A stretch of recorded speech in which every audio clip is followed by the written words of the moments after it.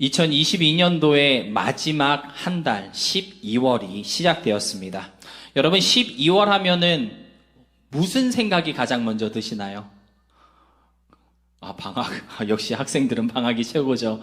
저는 성탄절이 가장 먼저 생각나더라고요. 아무래도 이제 워낙 많은 사람들이 기다리는 날이고, 또 우리가 12월 달 되면 이제 크리스마스 추리도 하고 이러니까 성탄절이 가장 먼저 생각이 날 것 같은데요.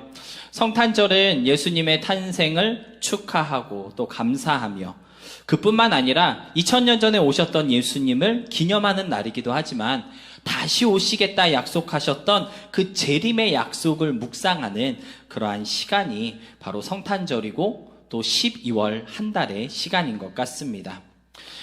교회의 달력으로 보면요, 사실 지금이 대림절이라고 하는 그러한 절기 기간입니다.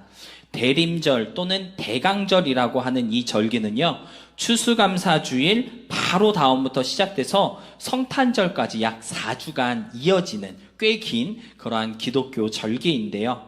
이 대림이라는 말이 무슨 뜻이냐면요, 기다릴 대, 임할 림 이렇게 써가지고 말 그대로 예수님의 오심 또는 다시 오심을 되새기는 그러한 목적이 이 대림절 절기의 목적이라고 말할 수 있겠습니다.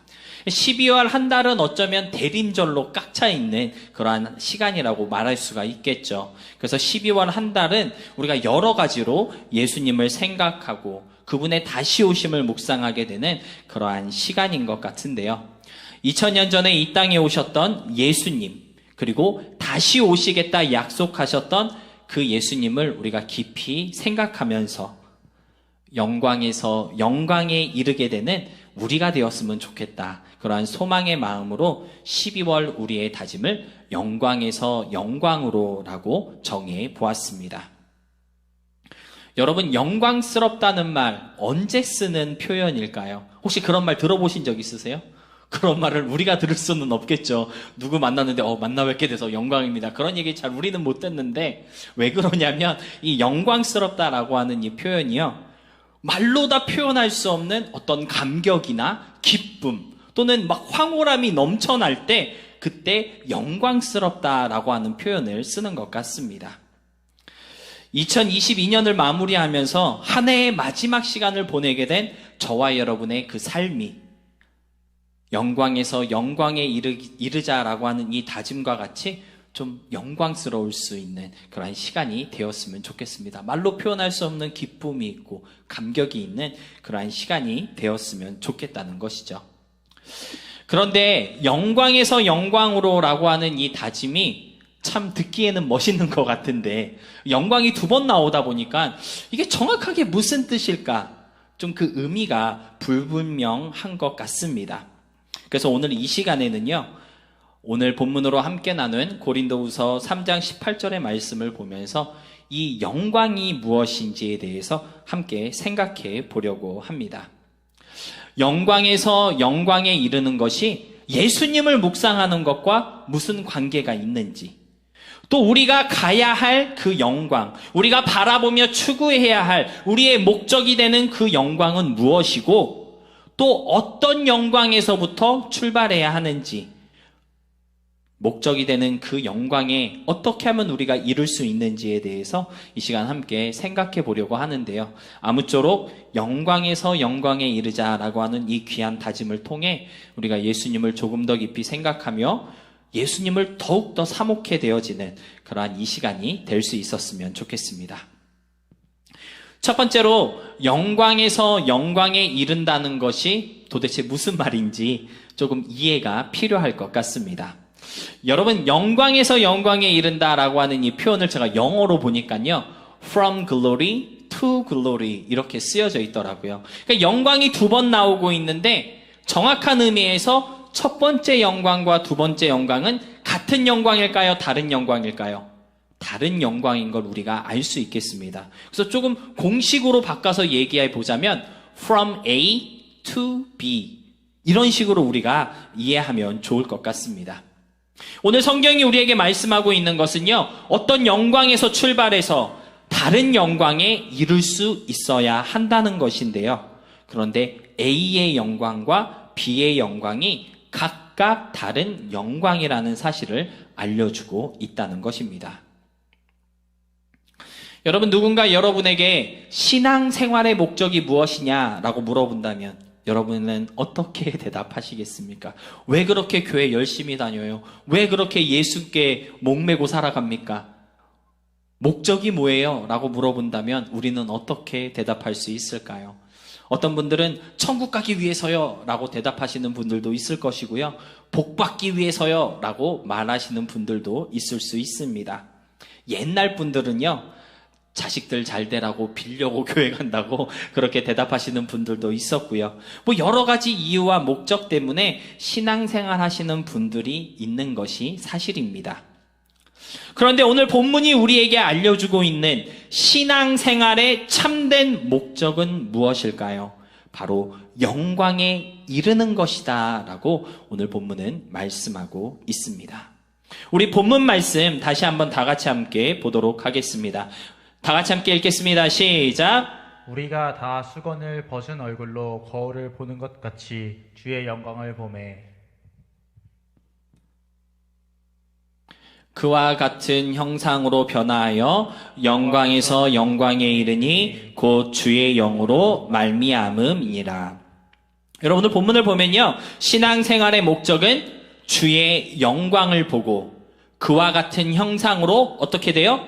변화하여 영광에서 영광에 이르는 것입니다. 그러니까 저와 여러분이 열심히 기도하고 성경 읽고 주일날 빠지지 않고 교회 나와 온 힘을 다해 하나님을 찾는 이유가 무엇입니까? 예수의 형상으로 변화하여 그와 같은 영광에 이르기 위해서 힘써야 한다라는 것입니다.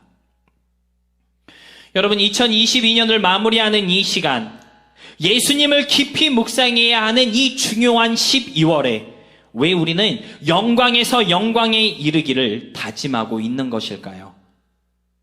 살아온 1년을 되돌아볼 때 과연 나는 예수님처럼 살아왔는지를 좀 돌아보고, 대림절과 성탄절을 통해 예수님을 생각할 때 나도 그 예수님 더 열심히 닮아가야겠다, 그러한 각오가 필요하기 때문 아니겠습니까? 여러분, 여러분의 삶이 예수님과 동떨어진 생활이 되어버리면 우리 믿음의 목표와 가치는 도대체 무엇일까요? 왜 예수님을 믿고 있는지 우리는 어떻게 증거하며 보여줄 수가 있겠습니까? 영광에서 영광에 이르자라고 하는 이 다짐은요, 2000년 전에 오셨던 그 예수님을 묵상하고 다시 오시겠다 약속하신 그 예수님을 더욱 본받고자 노력하자는 그러한 다짐과도 같다는 사실을 꼭 좀 기억하시고요. 예수님을 생각할수록, 묵상할수록 좀 예수님의 영광으로 조금씩 더 가까이 나아갈 수 있게 되는 우리가 되었으면 좋겠습니다. 두 번째로, 예수님의 영광에 이르기 위해서는요, 어디서부터 출발해야 하는지를 잘 알아야 합니다. 오늘 본문은 A라고 하는 영광에서 출발해서 B라고 하는 영광에 이르라라고 권면하고 있습니다. 여러분, 우리가 이르러야 할 B라고 하는 영광, 우리의 목적이 되는 영광은요, 방금 말씀드린 것처럼 예수님의 영광이고요. 우리가 예수님의 형상으로 변화될 때 우리는 그 영광에 이르렀다라고 고백할 수 있을 것입니다. 여러분, 예수님의 형상으로 변화되어 그의 영광에 이르는 것, 신학적으로 이것을 영화라고 부릅니다. 영어로는 glorification 이렇게 표현하거든요. 영광스럽게 되었다, 또는 영광스러운 존재가 되었다라고 하는 뜻을 가지고 있습니다. 하나님께서는요, 죄로 타락한 우리를 먼저 선택하여 주셨고요, 그리고 복음으로 우리를 불러주셨습니다. 맞죠? 아니야, 나 한번 예수 믿어보려고 나 스스로 교회 나왔어. 그러한 분들 한 명도 없습니다. 세상에는요. 다 하나님이 부르셨어요. 복음을 통해 부르시고, 친구를 통해 부르시고, 부모님을 통해 부르시고, 길 가다가 예수 믿으세요 소리치는 사람들의 소리를 들음으로써 다 그렇게 부르시는 음성을 통해 우리는 하나님 앞에 나오게 되었다는 것입니다. 그렇게 복음을 듣고 주님 앞에 나온 사람에게 하나님은요, 회개할 수 있도록 믿음을 주셨습니다. 그래서 복음 듣고 교회 나온 사람에게 가장 먼저 일어나야 하는 사건이 무엇일까요? 회개예요. 내가 죄인임을 깨닫는 것입니다. 그러한 믿음을 하나님께서 주시기 때문이죠. 우리가 예수님께서 나의 유일한 구세주가 되시고 예수님의 모든 사역이 나 하나를 구원하기 위한 희생이었다라는 것을 우리가 믿음으로 고백할 때 하나님은요, 우리에게 너는 이제 죄인이 아니야 라고 그렇게 선언하여 주시고요, 우리를 하나님의 자녀로 삼아 주시는 것입니다. 그리고 계속해서 하나님의 자녀로 거룩한 삶을 살아가도록 인도해 주시고 성령으로 우리를 이끌어 주시는데, 그렇게 하시는 이유가 무엇일까요? 바로 영광스럽게 하시기 위해서입니다. 영광에 이르게 하시기 위해서다라고 하는 것이죠. 우리를 택하시고 부르시고 회개케 하시고 믿음을 주시고 의롭다 하시고 자녀 삼아 주시고 거룩하게 하시고 그 거룩한 삶을 살아가도록 계속해서 인도해 주시는데, 그 모든 과정을 우리는 구원의 단계, 구원의 여행이라고 그렇게 표현하는데요, 그 맨 마지막 단계, 완전한 구원의 성취가 바로 영광에 이르는 것이다 라고 하는 것이죠. 그래서 여러분, 영광에서 영광으로 라고 하는 이 다짐은요, 완전한 구원을 이루자라고 하는 다짐과도 같은 것입니다. 그만큼 중요하고 웅장하며 좀 우리가 뛰는 가슴으로 다짐해야 하는 그러한 12월의 다짐이다라고 하는 것이죠. 그런데 문제는 무엇입니까? 그 영광에 이르기 위해서는 어디서 출발해야 하는지, A라고 하는 그 영광에 대해서 우리가 알아야 한다라는 것입니다. 오늘 본문은 영광에 이르기 위해서는 영광에서 출발해야 한다고 말씀하고 있기 때문입니다. 그렇다면 예수님의 영광에 이르는 것, 예수님과 같이 변화하여 그의 영광을 공유하는 것, 정말 it sounds so good. 그런데 그 영광에 이르기 위해서 우리는 어디서부터 출발할 수 있어야 하는 걸까요? 어디서 출발해야 온전한 영광에 이르고 영화를 이루는 우리가 될 수 있을까요? 여러분, 오늘 본문 말씀을 가만히 보시면요, 사실 조금 생소한 표현이 하나 나오고 있습니다. 오늘 본문에 그런 말씀이 있거든요. 수건을 벗은 얼굴로 거울을 보는 것 같이 주의 영광을 보매. 여기서 수건을 벗은 얼굴로 라고 하는 이 표현이 조금은 생뚱맞은 표현이지 않습니까? 아니, 세수하다가 성경 읽는 것도 아닌데 왜 갑자기 수건을 벗는 얼굴이라는 말이 나온 것일까? 이게 조금 생뚱맞은 그러한 표현이지 않나 싶습니다. 그런데 사실 이 표현은요, 출애굽기 34장에서 인용된 표현입니다. 여러분, 출애굽기 34장은요, 그런 내용이에요. 모세가 하나님의 명령에 따라 시내 산으로 올라가서 며칠 동안 거기에 있었죠? 40일 동안 거기에 있었습니다. 그곳에서 율법을 배우고 성막을 어떻게 짓고 특별히 가장 조심해야 할, 주의해야 할 10가지 계명에 대해서 하나님과 1대1로 모세가 40일 동안 성경 공부를 하고 내려왔잖아요. 그런 내용이 출애굽기 34장에 있는데요. 그 40일이 다 지나고 하나님이 손수 써주신 10계명의 돌판을 모세가 안고 시내산에서 내려올 때 무슨 일이 일어났습니까? 산에서 내려오는 모세의 얼굴에서 빛이 나기 시작했다라고 성경은 말씀하고 있습니다. 갑자기 모세의 얼굴에서 막 빛이 나니까 무서울까요? 안 무서울까요? 이스라엘 사람들이요, 얼굴에서 빛이 나는 모세를 보고 가까이 가기를 무서워했습니다. 그래서 모세는요, 간신히 그들을 안정시키고 타을러서 가까이 오게 해서 하나님께서 명하신 것들을 이스라엘 사람들에게 다 전달하였다라고 성경은 기록하고 있는데요. 그 후에 얼굴에 나는 그 빛으로 인해 수건으로 얼굴을 가렸다라고 출애굽기 34장 33절에서 기록하고 있습니다. 여러분, 출애굽기 34장의 내용을 근거로 볼 때 오늘 본문에 수건을 벗은 얼굴이라고 하는 이 표현은요, 율법을 받아온 모세와 관계가 있다고 말할 수 있을까요? 없을까요? 말할 수 있습니다. 따라서 우리가 출발해야 할 A라고 하는 이 영광이 무엇인지 거기서 추측해 볼 수 있다라고 하는 것이죠. 감사하게도 오늘 본문으로 함께 읽은 고린도후서 3장 18절 바로 앞절인 고린도후서 3장 7절로 9절의 말씀을 보니까요, 이러한 말씀이 있습니다. 우리 다 같이 함께 읽어보도록 하겠습니다. 시작. 돌에 써서 새긴 죽게 하는 율법 조문의 직분도 영광이 있어 이스라엘 자손들은 모세의 얼굴에 없어질 영광 때문에도 그 얼굴을 주목하지 못하였거든. 하물며 영의 직분은 더욱 영광이 있지 아니하겠느냐. 정죄의 직분도 영광이 있은즉 그의 직분은 영광이 더욱 넘치리라. 아멘. 여러분, 율법을 전하였던 모세에게는 영광이 있었습니다. 그 영광은요, 율법의 영광이었고 정죄의 영광이었다라고 고린도후서 3장은 말씀하고 있는데요. 여러분, 우리가 출발해야 할 영광, 출발점이 되는 영광은 무엇일까요? 바로 이 율법의 영광에서부터 출발해야 하고요. 율법의 영광이 예수님의 영광까지 이르게 되는 시작이 된다고 오늘 성경은 알려주고 있는 것입니다. 여러분, 율법의 영광을 아는 사람만이 예수님의 영광도 이해할 수 있습니다. 율법의 영광을 인정하는 사람만이 예수님의 영광에도 참여할 수 있다라고 하는 것이죠. 율법을 무시하거나 받아들이지 않는다면 예수님의 영광에도 이룰 수 없습니다.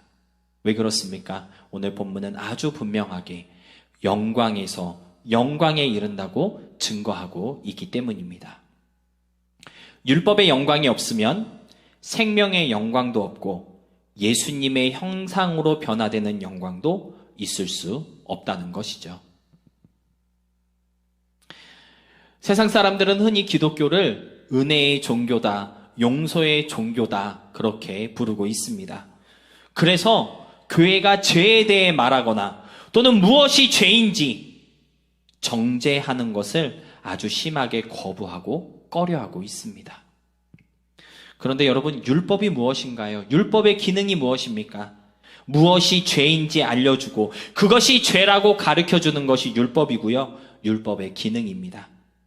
앞서 읽은 고린도후서 3장 9절도 이것을 분명하게 말씀하고 있거든요. 이 사실을 영광으로 받아들일 수 있는 사람만이 예수님의 영광에 이룰 수 있다고 오늘 성경은 말씀하고 있는 것입니다. 율법을 영광스럽게 받아들이는 것, 그것이 율법의 영광을 인정하고 율법의 영광에서부터 출발하는 것입니다. 죄에 대해서 알려주고, 야, 그것은 잘못된 거야, 그것은 죄야 라고 말해주는 그 율법을 우리가 좀 영광스럽게 여길 수 있을 때 그 사람만이 영광에서 영광에 이르는 사람이 될 수 있는 것입니다. 여러분은 율법을 영광스럽게 받아들이고 그 율법을 영광스럽게 생각하고 있으신가요? 설교를 시작할 때 영광스럽다라고 하는 것은 뭐라고 그랬죠?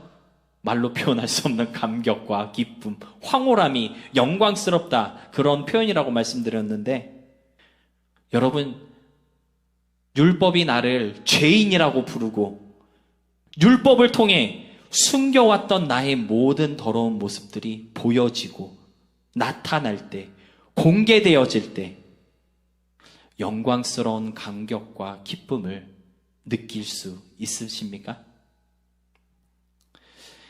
사실 타락한 인간은요, 스스로가 죄인임을 인정하지 않고 나의 죄스러움이 드러나는 것을 극도로 꺼려합니다. 아담이 그랬습니다. 하와가 그랬고요. 동생을 쳐 죽인 가인도 그랬습니다. 밧세바와 간음했던 다윗도요, 자기의 죄가 드러나는 게 얼마나 싫었는지 차라리 사람을 죽일지언정, 밧세바의 남편인 우리아를 죽였잖아요. 자기의 그 더러움을 감추기 위해서. 타락한 인간은요, 나의 죄스러움을 드러내고 공개되고 알려지는 것을 거부하고 꺼려하고 있다라고 하는 것이죠. 율법을 영광스럽게 여기지 못하고 율법을 영광으로 받아들이지 못하는 것이 타락한 우리의 본능인데, 그런데 완전한 구원에 이르기 위해서는 나의 죄가 드러나야 되고 나의 더러운 모습들이 공개되는, 나를 죄인으로 부르고 정죄하는 그 율법 앞으로 나와야 한다고 오늘 성경은 권면하고 있는 것입니다. 여러분, 율법 앞에 서는 것을 꺼려하지 마시기 바랍니다. 율법을 영광스럽게 여기며 율법을 기쁨으로 받아들일 수 있으시기 바랍니다. 우리의 모든 죄와 더러운 것들이 율법을 통해 드러나고 공개되어야 무엇을 할 수 있을까요? 그때 우리가 회개할 수 있는 거예요. 그때 우리가 고칠 수 있고, 이건 버려야 되는 거였구나, 버릴 수 있게 된다라고 하는 것입니다. 그래서 율법이 영광이에요. 그래서 율법을 우리가 기쁨으로 받아들일 수 있는 것입니다. 여러분, 율법의 기능은요, 정죄예요. 죄인입니다, 그건 죄예요, 하지 마세요 라고 하는 것이 율법의 기능이지만, 그 기능은요, 우리를 죽이기 위해서 있는 게 아니에요. 우리를 은혜 가운데로 나아가게 하기 위한 그러한 기능이 율법 가운데 있는 것입니다. 그래서 갈라디아 3장 24절에서도 사도 바울은요, 율법을 뭐라고 표현했습니까? 우리를 죽음으로 이끄는 교사가 아니라 우리를 은혜로 인도하는 교사다라고 갈라디아서 3장에서 말씀하고 있는 것입니다. 율법을 거부하면요, 은혜로 나아갈 수 없다라는 거예요. 율법이 없는 사람은요, 하나님의 은혜를 깨달을 수가 없다라고 하는 것이죠. 공개되지 않고 드러나지 않으면 어떻게 될까요? 계속해서 어둠 속에 있게 됩니다. 그런데 공개되고 드러나면 빛이 되게 되는 것이 성경의 진리입니다. 에베소서 5장 11절로 13절의 말씀이 여러분에게 위로가 되고 또 여러분에게 결단이 될 수 있기를 소망합니다. 우리 에베소서 5장 11절로 13절 말씀 다 같이 함께 보도록 하겠습니다. 너희는 열매 없는 어둠의 일에 참여하지 말고 도리어 책망하라. 그들이 은밀히 행하는 것들은 말하기도 부끄러운 것들이라. 그러나 책망을 받는 모든 것은 빛으로 말미암아 드러나나니 드러나는 것마다 빛이니라. 아멘. 사랑하는 성도 여러분, 나의 죄가 드러나고 나의 더럽고 못난 모습들을 책망하는 율법을 영광스럽게 여기실 수 있으시기 바랍니다. 율법의 정죄 아래에서 좀 우리의 연약함이 고백되고 우리의 죄가 회복되고 우리의 더러움이 공개될 때 드러나는 그 모든 것들이 어떻게 된다고요? 빛이 되게 된다라고 하는 것이죠. 빛이 되어짐으로써 영광에서 영광에 이르게 된다는 그 사실을 꼭 좀 기억하시고, 율법의 영광에서 예수님의 영광에까지 이르게 되는 완전한 구원의 길을 걸어갈 수 있는 우리 모두가 될 수 있기를 진심으로 소망하며 축복합니다. 말씀을 정리하겠습니다. 사실 오늘 본문에는요, 너무나도 중요한 내용이 하나 있습니다. 바로 영광에서 영광에 이르는 이 귀한 역사를 주의 영이 이루신다는 것입니다. 우리 본문 말씀 다시 한번 다 같이 함께 읽어보도록 하겠습니다. 시작! 우리가 다 수건을 벗은 얼굴로 거울을 보는 것 같이 주의 영광을 보매 그와 같은 형상으로 변화하여 영광에서 영광에 이르니 곧 주의 영으로 말미암음이니라. 곧 주의 영으로 말미암음이니라. 사랑하는 성도 여러분, 율법의 영광에서 변화의 영광으로 나아가는 이 모든 과정은요, 결코 우리의 힘과 노력, 어떤 의지로 이룰 수 없는 과정입니다. 말씀드렸잖아요. 율법의 영광 앞에 서는 게 우리의 본성과 맞지 않아요. 누가 나한테 당신 죄인이야, 왜 그런 죄 졌어, 계속 죄인이라고 꼬집어대는데 누가 좋아하겠습니까? 그 앞에를 우리가 어떻게 나가요? 맞죠? 우리 힘으로 할 수 있는 게 아닙니다. 그런데 누가 한다고요? 주의 영이 하신다라고 하는 것이죠. 오직 성령 하나님이 이끄시고 인도하심이 영광에 이르는 힘이 된다고 오늘 본문은 분명하게 말씀하고 있는 것입니다. 여러분, 교회 나올 때마다 성령 충만, 성령 충만, 성령 충만 받아야 된다고 그렇게 얘기하는데 왜 성령 충만 받아야 하는 걸까요? 성령으로 말미암지 않고는 그 누구도 율법을 영광스럽게 받아들일 수 없기 때문이고요. 성령의 이끄심이 아니고서는 그 누구도 예수님을 닮아갈 수 없기 때문입니다. 2022년을 정리하는 이 시점에서 다시 한번 성령의 충만함이 우리의 심령 속에 가득할 수 있기를 축복합니다. 성령으로 말미암아 내가 죄인임을 깨닫고 고백하며 회개하는 역사가 우리의 심령 속에 일어날 수 있게 되기를 소원하고요.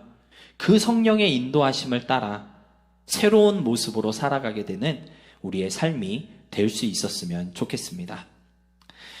그러한 다짐으로 이 한 달을 우리가 시작할 때 두 가지 결단의 실천을 가져보려고 하는데요.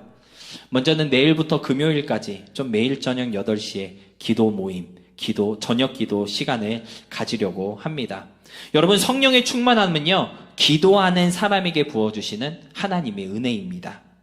마가의 다락방에서도 그랬고요. 기도의 자리마다 성령의 역사가 일어나게 된 것을 우리는 사도행전을 통해 목격할 수 있습니다. 그래서 매일 저녁 교회로 모여서 우리가 함께 열심히 기도할 때 좀 성령의 충만함이 회복되어지는 그런 우리 교회가 되었으면 좋겠고요. 교회에 나오기 어려우신 분들은요, 가정에서, 직장에서, 여러분이 있는 그 자리에서라도 같이 마음을 모아 함께 기도할 수 있었으면 좋겠습니다. 두 번째 결단의 실천은 아까 광고 시간에도 함께 나눈 것처럼 토요일에 정교인 새벽 기도회로 우리가 한번 모였으면 좋겠습니다.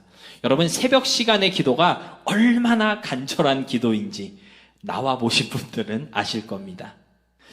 마가복음의 기록을 보면요, 예수님께서 새벽 아직 해가 뜨기 전에 기도하셨다라고 그렇게 말씀하고 있거든요. 오늘 토요일 새벽 기도회를 전교인 새벽 기도회로 우리가 좀 같이 모여서 성령의 충만함을 위해 함께 부르짖는 그러한 시간 갖도록 하겠습니다. 사실 우리가 기도한다 말은 정말 많이 하지만 이렇게 집중해서 효과적으로 기도할 수 있는 순간은 생각보다 그리 많지 않은 것 같습니다.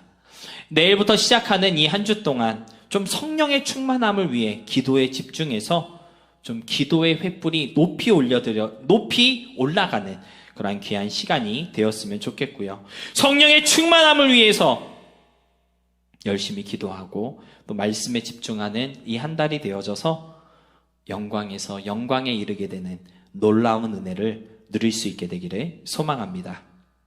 두 가지 결단의 실천을 통해 성령의 새바람이 불어오는 우리 교회가 될 줄로 믿습니다.